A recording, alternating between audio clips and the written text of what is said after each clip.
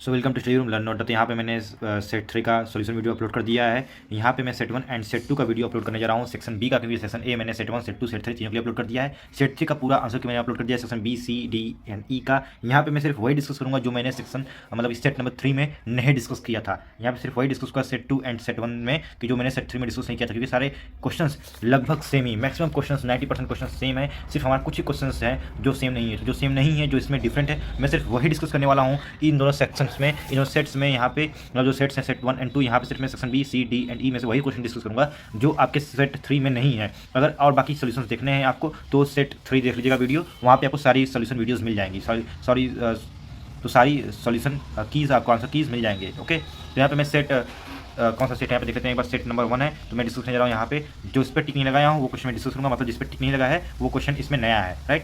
तो 22 वाले में देखिए, write the role of insulin in regulating blood sugar levels in human body, mention the disease cause due to it. तो पहली बात तो जानते हो, it is secreted even there is an increase blood sugar level. जब blood sugar level increase होता है तब इंसुलिन रिलीज होता है, और वहाँ पे इस वजह से डायबिटीज होता है। How is the timing by the amount of release of insulin in the blood regulated by feedback mechanism. Question number 23. Name type of blood oxygenated, deoxygenated, transported by each of the following, mentioning the path that is from one organ which place to another which place. तो किस place से किस place जाता है वो बताना है।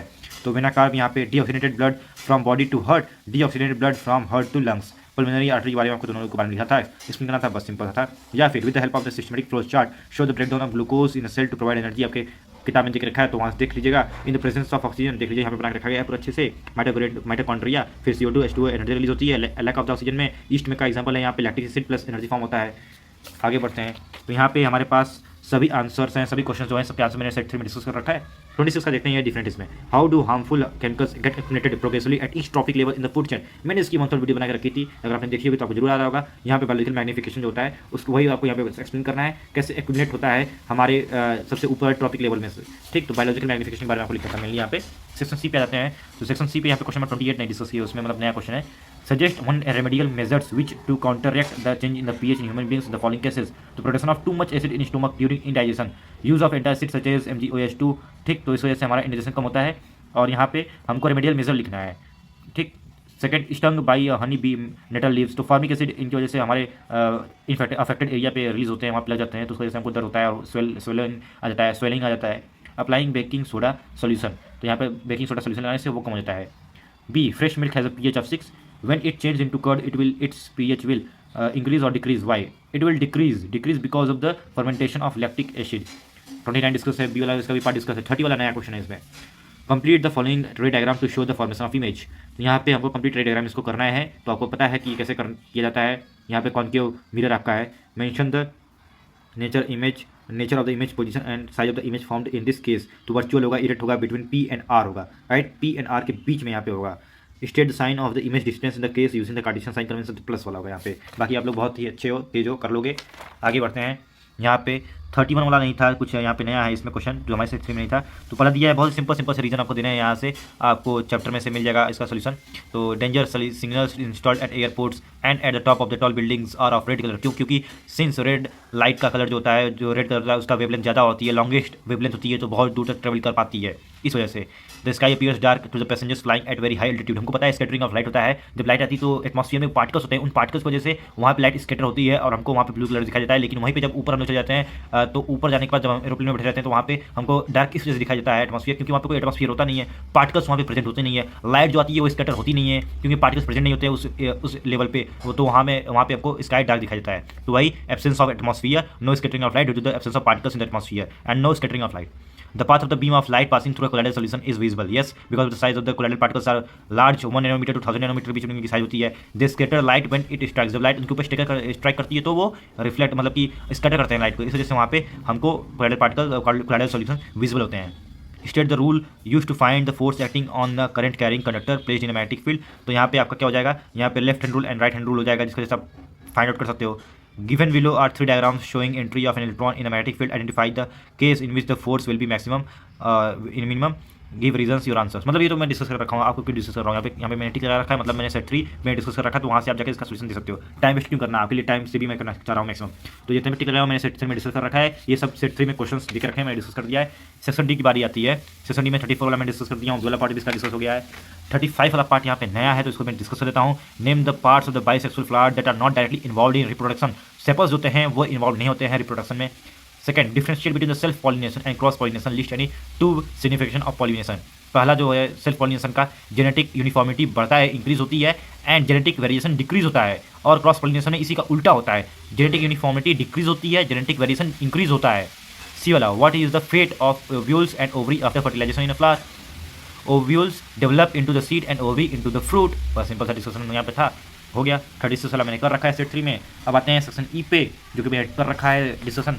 यहाँ पे मतलब मैक्सिमम क्वेश्चन तो आप आई थिंक मैंने सब कुछ सेट 3 में ही देकर रखा है, कुछ डिस्कस कर रखा हूँ, तो जाइए उसको देखिए, वहाँ से सारे आंसर आपको मिल जाएंगे। अब ये वाला सेट मेरा खत्म हो गया, आगे आते हैं एक कौन सा सेट भैया जी, अपना सेट नंबर 2 है, इसके बारे में डिस्कस करते हैं। तो पहला ही क्वेश्चन जो है सेट बी का स्टार्टिंग का, वही सेट 9 2 में है, नहीं सेट नंबर 3 में, तो इसको डिस्कस करते हैं। List 2 reasons to show the existence of decomposers is essential in an ecosystem. Ecosystem में डिकम्पोजर क्यों जरूरी होते हैं, क्योंकि वो डिकम्पोज करते हैं चीज़ों को, बहुत ज़्यादा एक्सेस में गार्बेज एक्यूमुलेट ना हो जाए। हाँ, keeps environment clean, replenish nutrients in soil, air and water. आगे चलते हैं। तो यहाँ पे क्वेश्चन नंबर 24 में देख रहा हूँ, जो कि टिक नहीं लगा हुआ है, मतलब कि मैंने यहाँ पे इसको डिस्कस नहीं किया है सेट 3, मतलब ये नया क्वेश्चन है सेट में। A knife which is used to cut a fruit was immediately dipped into water containing drops of blue litmus solution. If the color of the solution is changed to red, what inference can be drawn about the nature of the fruit and why?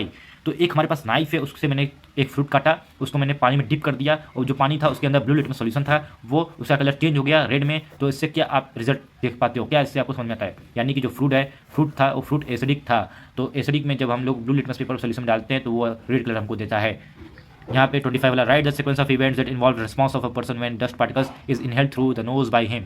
तो जब हमारे knows में कोई dust particles आता है तो हम कैसे रिएक्ट करते हैं, हमारा कैसे रिस्पॉन्सेज होता है, उन्हीं रिस्पॉन्सेज को लिखना था। हम स्नीज करते हैं, हमारे आंखों में पानी आ जाता है कि नहीं, हमारे गले में कफ आ जाता है, तो ये सब रिस्पॉन्सेज आपको लिखने हैं कि कैसे आपका बॉडी रिस्पॉन्स करती है। यहाँ पे फिर बढ़ते हैं सारे के सारे। यहाँ पे 20 क्वेश्चन नंबर 26 क्वेश्चन नंबर 27 सभी पार्ट्स में डिस्कस कर रखे हैं।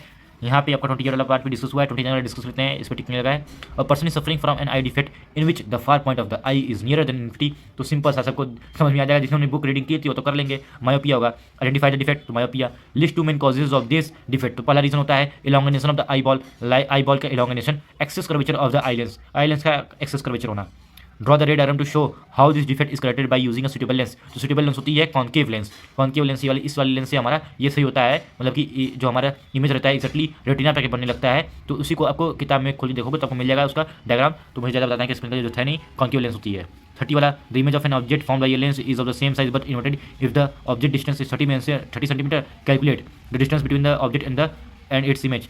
The focal length of the lens, draw a ray diagram to show the image formed in our case. तो पहले केस में यहाँ बनेगा भैया, जब यहाँ पे बी पॉइंट पे बनेगा, मतलब यहाँ पे क्या होता है, जो यहाँ पे एफ होता है आपका फोकल लेंथ के बाद यहाँ पे सी आता है, तो सी पे जब बनेगा आपका सेंटर पे, तभी यहाँ पे आपका सेम इन्वर्टेड बनेगा, सेम साइज का नेचर का बट इन्वर्टेड रहेगा, राइट। तो देख लो यहाँ पे सेम टू सेम बनेगा। और जो यहाँ पे देख रखा है आपका ऑब्जेक्ट का डिस्टेंस 30 सेंटीमीटर है, जब ऑब्जेक्ट का डिस्टेंस इस यहाँ से लेंस से 30 सेंटीमीटर है, तो जो इमेज बनेगा वो भी 30 सेंटीमीटर दूर होगी, यानी कि the distance between the object and the image, यहाँ पे ऑब्जेक्ट है यहाँ पे इमेज है, दोनों के बीच में 60 सेंटीमीटर का गैप हो जाएगा, राइट। दोनों के बीच में 60 सेंटीमीटर गैप हो जाएगा।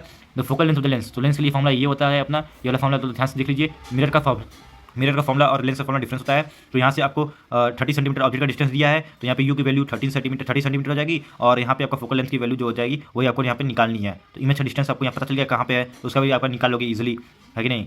स्टेट तो ये 31 का आपने टिक लगा रखा है, मतलब मैंने सेट 3 में डिस्कस कर रखा है। 32 वाले पे, write the chemical composition of the tooth enamel under what condition of the pH it starts corroding, explain the reason of the tooth decay and suggest one method to prevent it. तो पहला चीज़ ये बना रहता है calcium हाइड्रोक्सीपेटाइट से, जो कि solid form होता है कैल्शियम फॉस्फेट का, hardest in the whole body में होता है, ये हार्डेस्ट मटेरियल, हार्डेस्ट सब्सटेंस कर लीजिए इसको, कैल्शियम हाइड्रोक्सीपेटाइट होता है जो। इसका पीएच जो होता है 5.5 से, मतलब 5.5 से डिक्रीज होता है, तो ये कोरोड होना स्टार्ट हो जाता है।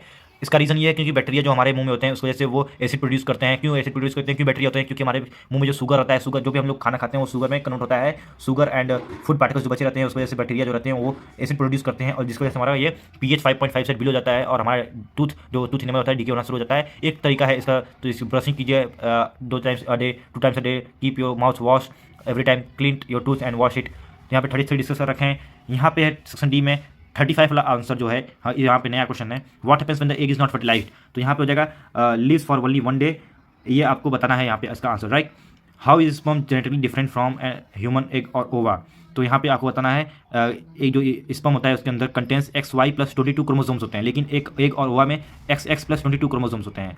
List any 3 contraceptive methods to practice for family planning, mention how this works. तो यहाँ पे आपको लिखे थे, यहाँ पे मैंने तीनों लिखा है। बैरियर मेथड जैसे कॉन्डम्स हो गया, फर्टिलिटी अवेयरनेस हो गया, हार्मोनल मेथड्स हो गए जैसे हार्मोन्स को चेंज कर दिया जाता है पिल्स लेके, तो उसकी वजह से यहाँ पे आपका 3 कॉन्ट्रासेप्टिव मेथड्स मैंने बता दिया। इसको आपको डिस्कस करना था, इसके मेथड्स को, ठीक ना, हाउ दिस वर्क्स, कैसे ये काम करते हैं, उनको आपको यहाँ पे मेंशन करना था। 5 नंबर का भैया 3 एक 2 लाइन लिख दोगे सबके बारे में आपको नंबर मिल जाएगा, क्योंकि यहाँ भी 2 क्वेश्चन थे जिनके बारे में आपको लिखना था।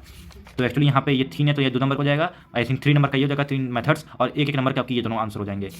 आगे 30 वाला क्वेश्चन मैंने डिस्कस कर रखा है, सेक्शन ई का 30 वाला भी डिस्कस कर रखा है सेट 3 में। यहाँ पे आई थिंक सारे क्वेश्चन मैंने डिस्कस कर रखे हैं। तो all the very best for your next exam.